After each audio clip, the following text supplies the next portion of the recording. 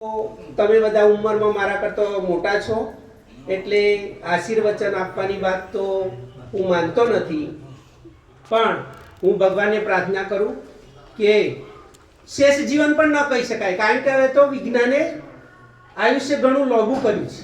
કદાચ તમે 58 વર્ષ સર્વિસ 58 વર્ષે રિટાયર થાશો તો 40 વર્ષ પેન્શન ખાવાનું થાય એવી પણ તંદુરસ્તી સચવાય. એટલા માટે એવું કહીશ ભગવાનને કે હવે પછી તમારું શિક્ષકના વ્યવસાયમાંથી નિવૃત્તિ થઈ, બાકી તો તમારી પ્રવૃત્તિ શરૂ રહે. સારામાં સારી પ્રવૃત્તિ કરો, તમારા ફેમિલીને ઉપયોગી થાવ, કુટુંબને ઉપયોગી થાવ, કારણ કે આ કળિયુગના જમાનામાં કોઈને સલાહ લેવી ગમતી નથી.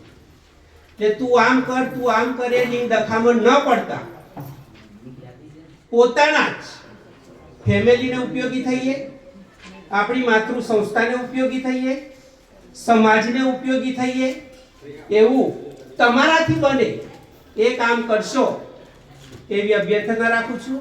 છેલ્લે ભગવાનને પ્રાર્થના કરું, પ્રેમીલાબેન મારી સામે જોઈને હસે છે.